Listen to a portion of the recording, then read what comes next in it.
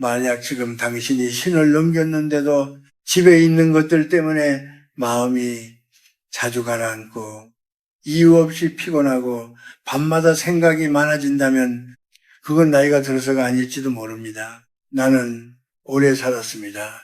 전쟁도 겪었고 가난도 겪었고 사람을 잃는 슬픔도 여러 번 겪었습니다. 그래서 이해는 합니다.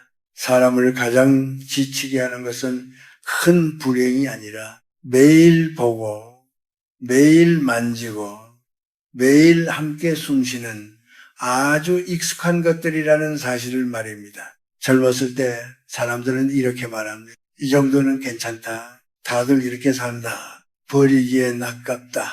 하지만 나이가 들면은 이 말들이 하나 둘씩 마음의 짐이 되어 돌아옵니다. 나는 수많은 중년과 노년의 사람들을 보았습니다. 겉으로는 멀쩡해 보이지만 집에 들어가는 순간 한숨부터 쉬는 사람들 말입니다. 그들은 스스로도 이유를 모릅니다. 왜 집에 있으면 마음이 무겁고 왜 아무것도 하지 않았는데도 피곤한지 말입니다. 사람의 마음은 생각으로만 지쳐가는 것이 아닙니다. 공기, 빛, 물건, 소리, 기운, 이 모든 것이 마음에 스며듭니다. 이건 미신도 아니고 종교도 아닙니다.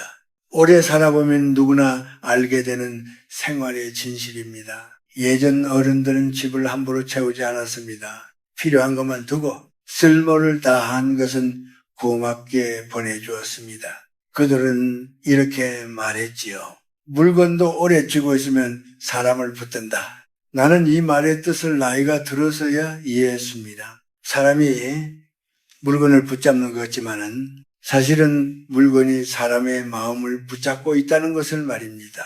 집안에 오래된 물건들이 가득한 사람들을 보면 공통점이 있습니다. 말수가 줄어들고 웃음이 적어지고 밤에 잠을 설치는 경우가 많습니다. 그들은 대개 이렇게 말합니다.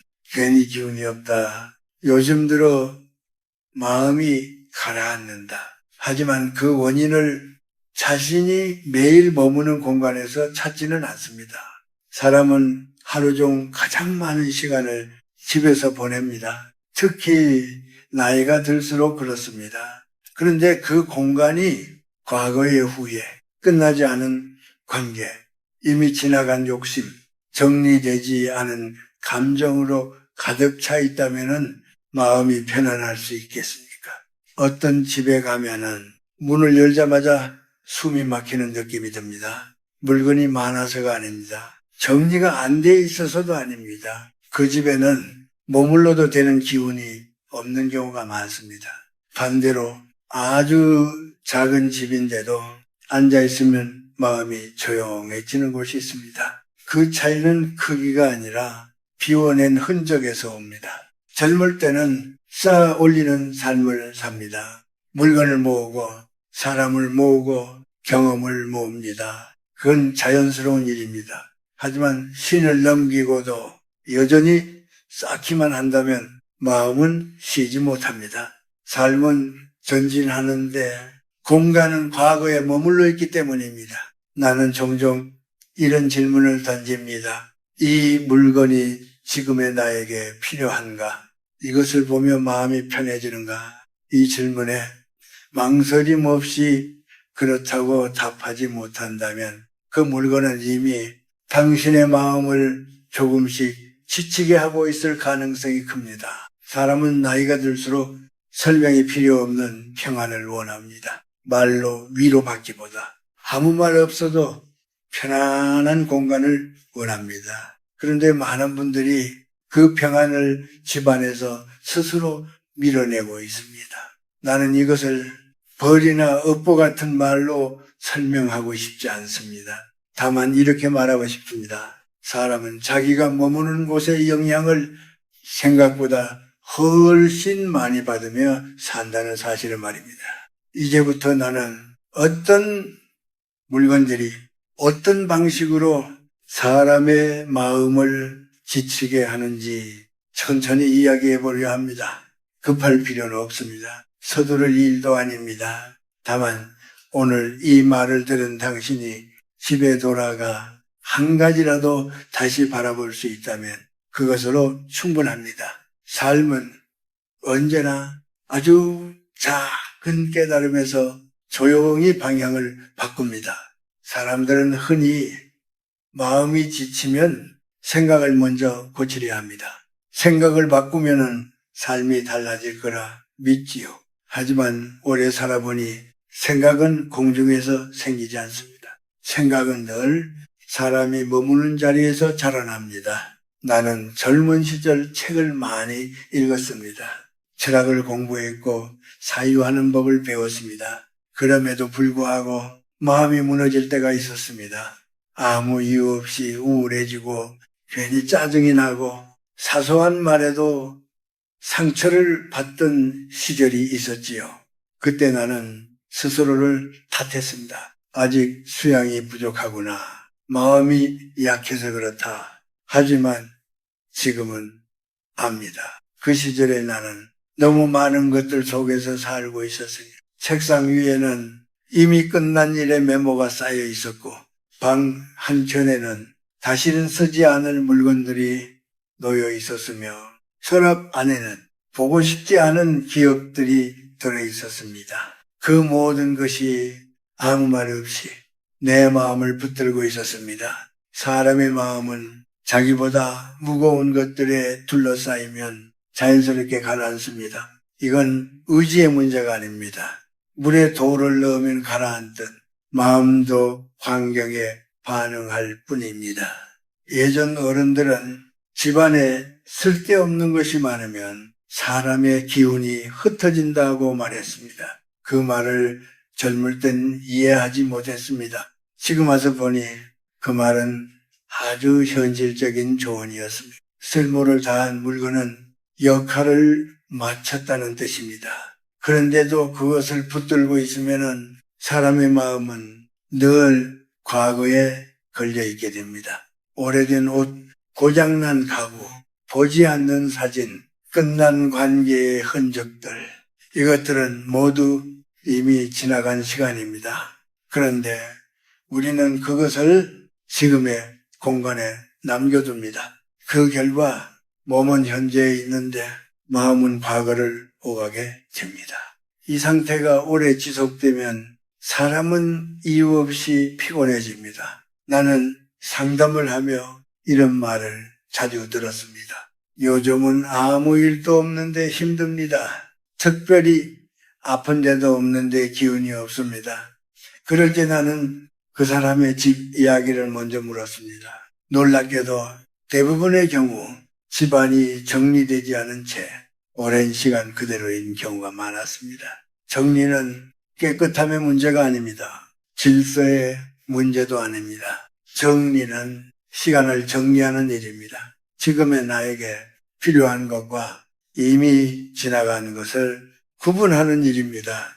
이 구분이 되지 않으면 사람은 늘 마음속에서 정리되지 않은 대화를 이어갑니다. 끝난 일과 계속 말을 나누고 지나간 감정을 다시 꺼내봅니다. 그것이 마음을 가장 지치게 합니다. 특히 나이가 들수록 이 영향은 더 커집니다. 젊을 땐 기운으로 버티지만 중년 이후에는 환경이 곧 마음이 됩니다. 집안에 들어와 편히 숨 쉴 수 없다면 그 집은 이미 쉼의 공간이 아닙니다. 어떤 분은 이렇게 말했습니다. 물건을 버리면 내가 살아온 시간이 없어지는 것 같아요. 나는 조용히 이렇게 답했습니다. 시간은 물건에 있지 않습니다. 당신 안에 이미 다 남아 있습니다. 비워낸다고 해서 삶이 가벼워지는 것은 아닙니다. 삶이 제자리를 찾는 것입니다. 지금 당신의 집안에는 당신을 쉬게 하는 것보다 붙들어 두는 것이 더 많지는 않습니까? 이 질문에 천천히 대답해 보시길 바랍니다. 정답은 서두르지 않아도 됩니다. 다만 기억하십시오. 사람은 자신이 사는 공간만큼만 편안해질 수 있다는 사실을 말입니다. 사람이 나이를 먹는다는 것은 몸이 늙는다는 뜻만은 아닙니다. 기억이 쌓이고 참았던 말이 남고 견뎌온 시간이 안으로 내려앉는 일입니다. 그래서 중년 이후의 피로는 잠을 잔다고 사라지지 않습니다. 몸보다 마음이 먼저 지쳐있기 때문입니다. 나는 많은 분들이 이렇게 말하는 것을 들었습니다. 요즘은 혼자 있어도 편하지 않습니다. 아무도 나를 괴롭히지 않는데 마음이 무겁습니다. 이 말 속에는 아주 깊은 외로움이 숨어 있습니다. 사람이 혼자인 것과 혼자 있어도 편안한 것은 전혀 다른 이야기이기 때문입니다. 집은 원래 사람을 보호하는 곳입니다. 밖에서 받은 상처를 조용히 내려놓는 자리여야 합니다. 그런데 집 안에서조차 마음이 쉬지 못한다면 그 사람은 하루 종일 어디에도 머물 곳이 없습니다. 특히 중년과 노년이 되면은 사람들은 점점 말을 아끼게 됩니다. 불필요한 갈등을 피하고 상처받지 않으려 스스로를 지킵니다. 겉으로 보면 차분해진 것 같지만 속으로는 많은 말을 삼키고 살아갑니다. 그 삼킨 말들이 어디로 갈까요?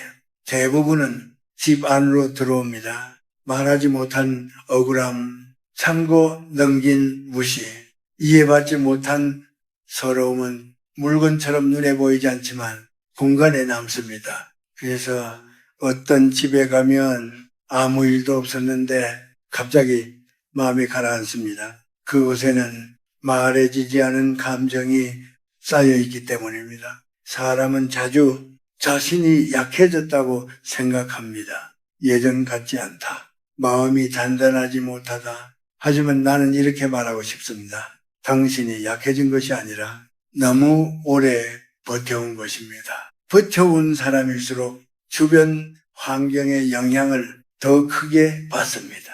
이것은 자연스러운 일입니다. 중년 이후의 마음은 자극에 민감해집니다. 큰 소리, 어두운 공간, 어지러운 풍경, 정리되지 않은 사물들, 이 모든 것이 젊을 때보다 더 깊이 마음에 스며듭니다.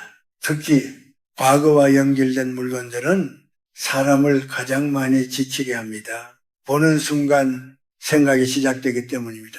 그땐 왜 그랬을까? 이렇게 될 줄 알았으면 지금의 나는 왜 이럴까?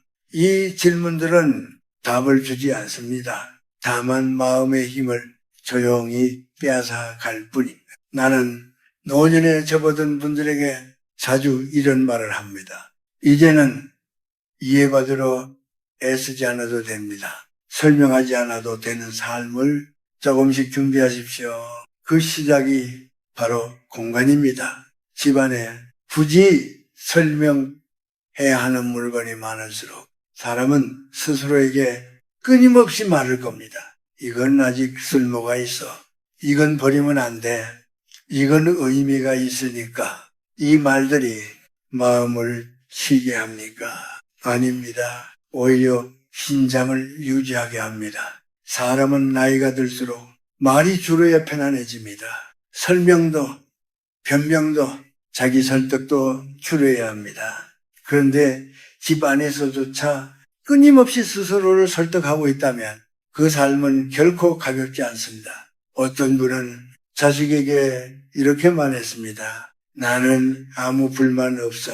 하지만 그 집에 들어가 보니 닫히지 않는 서랍, 쌓여있는 종이, 한 번도 열리지 않는 상자가 곳곳에 있었습니다. 그것이 바로 말 대신 남아있는 마음입니다. 사람은 말하지 않은 감정을 공간에 남깁니다. 그래서 공간을 보면 그 사람의 삶이 보입니다. 이제 당신에게 한 가지를 묻고 싶습니다. 당신의 집에는 당신을 쉬게 하는 침묵이 있습니까? 아니면 당신을 지치게 하는 침묵이 있습니까? 이 차이를 알아차리는 순간부터 삶은 조금씩 다른 방향으로 흘러가기 시작합니다. 이제는 어떻게 살아야 하는가에 대해 이야기해 볼 때입니다. 사람들은 종종 묻습니다. 무엇을 버려야 합니까? 어떤 물건이 나쁜 것입니까? 하지만 나는 구체적인 목록을 먼저 주고 싶지 않습니다. 그보다 더 중요한 것이 있기 때문입니다. 바꿔야 할 것은 물건의 종류가 아니라 물건을 대하는 태도입니다. 젊을 때 우리는 미래를 위해 썼습니다. 언젠가 쓸지 모른다는 이유로 혹시 필요해질까 하는 마음으로 많은 것을 남겨둡니다. 그것은 생존의 지혜이기도 했습니다. 그러나 중년 이후에도 같은 방식으로 살면 그 지혜는 짐으로 바뀝니다. 이제는 언젠가를 위해 사는 시간이 아니라 지금을 위해 사는 시간입니다. 이 차이를 받아들이지 못하면 삶은 늘 미뤄진 상태로 남습니다. 나는 이렇게 권하고 싶습니다. 집안의 물건을 보며 이 질문을 하나씩 던져보십시오. 이것이 지금의 나를 조금이라도 편안하게 하는가? 이 질문 앞에서는 추억도, 가격도, 체면도 잠시 내려놓아야 합니다. 편안하지 않다면 그것은 이미 당신의 삶에서 역할을 마친 것입니다. 버린다는 말이 차갑게 들린다면 놓아준다고 생각해도 좋습니다. 물건에게도 제 역할을 다한 뒤 쉴 권리가 있습니다. 어떤 분은 사진을 버리지 못합니다. 그 안에 사랑했던 사람이 있고 돌아오지 않을 시간이 있기 때문입니다. 그럴 때 나는 말합니다. 사진은 기억을 대신하지 않습니다. 기억은 이미 당신 안에 있습니다. 사진을 줄인다고 해서 사랑이 사라지지 않습니다. 다만 그 사랑을 꺼내는 방식이 조용해질 뿐입니다. 또 어떤 분은 고장난 물건을 버리지 못합니다. 아직 쓸 수 있을 것 같다고 말하지요. 하지만 물건은 가능성으로 존재할 때보다 지금의 상태로 존재할 때 더 큰 영향을 미칩니다. 고장난 물건은 항상 미완의 상태로 사람의 마음을 붙잡습니다. 삶도 마찬가지입니다. 미뤄진 일, 정리되지 않은 관계, 결론 내리지 않은 감정은 사람을 계속 긴장하게 만듭니다. 그래서 중년 이후의 삶에서는 완벽보다 마무리가 더 중요합니다. 또 하나 중요한 것은 말입니다. 집 안에는 말의 흔적도 남습니다. 자주 불평했던 자리, 한숨을 쉬던 공간, 화를 삼켰던 순간들, 말을 줄이기 어렵다면 말이 머무는 환경부터 바꾸어야 합니다. 집안에서 조용히 숨 쉴 수 있는 자리를 하나라도 만들어 보십시오. 아무것도 하지 않아도 되는 자리, 설명하지 않아도 되는 공간 말입니다. 그 자리가 생기면 사람은 조금씩 자기 자신에게 부드러워집니다. 그리고 사람에게 상처받았을 때의 태도도 중요합니다. 나이가 들수록 무시를 당하는 일은 완전히 사라지지 않습니다. 오히려 더 교묘해집니다. 그럴 때 억울함을 집안까지 끌고오지 마십시오. 상처를 붙들고 사는 공간은 결코 편안해질 수 없습니다. 나는 이렇게 말하고 싶습니다. 집은 세상과 싸우는 곳이 아니라 나를 회복시키는 곳이어야 한다. 누군가의 말 한마디가 하루 종일 머릿속을 맴돈다면 그 말이 머무는 자리를 집안에 허락하지 마십시오. 그 대신 침묵과 단순함을 조금씩 들이십시오. 중년 이후의 평안은 새로운 것을 얻어서 오는 것이 아닙니다. 불필요한 것을 덜어내면서 찾아옵니다. 조급해하지 마십시오. 하루에 하나면 충분합니다. 서랍 하나, 상자 하나, 생각 하나, 그 작은 변화들이 당신의 마음에 숨 쉴 틈을 만들어줄 것입니다. 삶은 크게 바꾸지 않아도 됩니다. 다만 조용히 가벼워지면 됩니다. 사람은 마지막으로 무엇을 남기고 싶어 하는가를 보면 그 삶이 보입니다. 젊을 때는 성과를 남기고 싶어 합니다. 이름, 결과, 기억될 만한 일들 말입니다. 그러나 나이가 들수록 사람은 점점 다른 것을 원합니다. 조용함, 편안함, 그리고 누군가 곁에 있어도 설명하지 않아도 되는 평안 말입니다. 나는 오래 살아오며 많은 어른들의 마지막을 지켜보았습니다. 그들이 가장 자주 한 말은 의외로 이런 말이었습니다. 좀 더 단순하게 살 걸 그랬어. 그 말 속에는 후회라기보다 깨달음에 가까운 감정이 담겨 있었습니다. 사람은 인생의 끝에서야 비로소 압니다. 무엇을 가졌느냐보다 어떤 상태로 살았느냐가 훨씬 중요하다는 사실을 말입니다. 집안에 무엇이 있었는지보다 그 집에서 마음이 쉬었는지가 더 중요했습니다. 나는 이제 하루를 시작할 때 집안을 천천히 바라봅니다. 눈에 띄는 것이 많지 않아도 좋습니다. 다만 숨이 편하면 충분합니다. 이런 공간에서 사람의 마음은 자연스럽게 느려집니다. 느려진 마음은 사람을 덜 화나게 하고 덜 억울하게 하고 덜 외롭게 만듭니다. 중년 이후의 삶에서 가장 무서운 것은 큰 불행이 아닙니다. 계속 참고 계속 쌓아두고 계속 버티는 상태입니다. 그 상태가 오래되면 사람은 자신도 모르게 삶을 견디는 쪽으로만 살게 됩니다. 하지만 삶은 견디기 위해 있는 것이 아닙니다. 머물기 위해 있는 것입니다. 당신이 사는 공간이 당신을 환영하고 있습니까? 아니면 계속 버티라고 말하고 있습니까? 이 질문은 지금도 늦지 않았습니다. 나는 이렇게 권하고 싶습니다. 오늘 집에 돌아가면 아주 작은 것 하나만 천천히 바라보십시오. 그리고 이렇게 물어보십시오.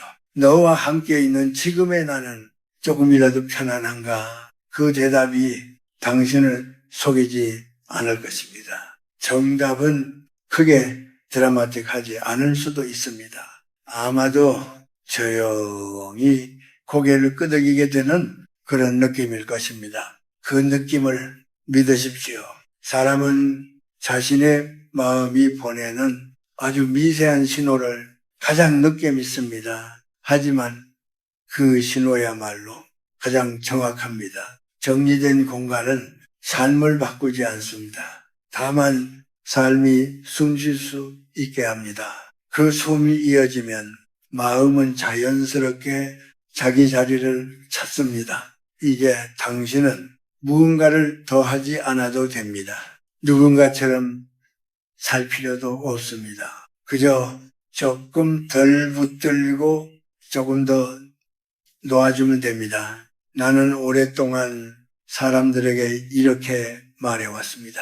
잘 사는 삶은 많이 가진 삶이 아니라 편히 머물 수 있는 삶이다. 이 말은 나이가 들수록 더 분명해집니다. 오늘 이 이야기를 들은 당신이 집안에서 조금 더 편히 숨 쉴 수 있기를 바랍니다. 그것으로 충분한